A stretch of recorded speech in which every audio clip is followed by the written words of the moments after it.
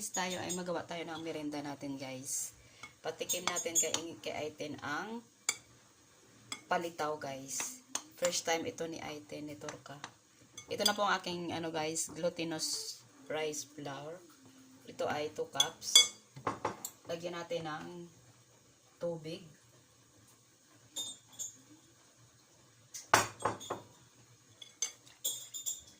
Ayan, lagyan natin ng tubig. Mabilis lang lutuin ang palitaw guys ah. Yan dapat guys. Maghalo-halo kayo guys. Malinis ang kamay. Diba guys? Ipatikim natin kay Aiten ang palitaw. Palitaw ba? Ito ay naglagay ako ng tubig ng isang 1 cup na tubig guys. Yan. Yan po, okay na po yan guys. Ibilog-buligo natin guys. Ibilog-bilog. Naghugas uli ng ating kamay kasi mag-ano ako ng ano guys, mag-ano na ako, mag-circle ng ating palitaw guys. Yan guys, ang ating ano. Ay, naku Lord. Yan, ginluto ko ng iban guys.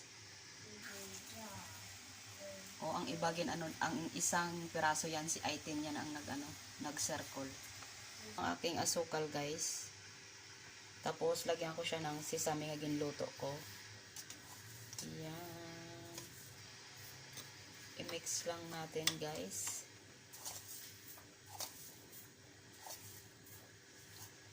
Hindi ko alam kung sigurado, hindi ako sigurado guys kung gusto ni Aiten ito guys. Pero si Selim gusto ito ni Selim eh. Kaya pag uwi namin sa Pilipinas, nagkain ito si Selim. Lagay ko na siya guys sa sa coconut guys. Kinuha na ni Aiten ang isa. Kinuha na ni Madam. Gani maglutaw na guys. Magpataas na siya. Luto na yan guys. Ito na siya guys. Ilagyan natin ng coconut. Oops. Mainit. Yan lang guys, kadali guys magawa ng palitaw guys. Tapos ano natin guys. Hindi sila pareha ang kalaki guys, pero okay lang yan. Kasi kainin lang namin. Lagyan natin ng sesame at saka may konting lagay ako na sugar guys. Yan. Pakainin natin si Turka, si Aiten. Kain ni Aiten kanina guys ang isa, pero sabi niya hindi daw maganda kasi hindi niya ginlagyan ng kalamay. Hindi ko no daw matamis. Sabi ko wala mo man ginlagyan ng kalamay, ginti mo ya lang. Ngayon ay may sesame na at saka may konting sugar. Patikin ko kay Aiten, tikman ni Aiten kung gustuhan ni Madam. Guys, ito na po ang ating palitaw guys. Kain natin kay Aiten kung magustuhan ni Aiten na may sesame seeds kag konting kalamay guys.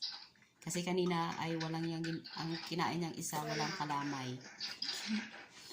Nakagawa ako guys ng 12 ka Depende sa inyo siguro kung kalaki ang gagawin nyo guys. Te, Namet? Ano? Nice. Why it look like Nameten? Namet. Namet gali. First time ni Aiten kumain nito guys, ng palitaw. But what is this?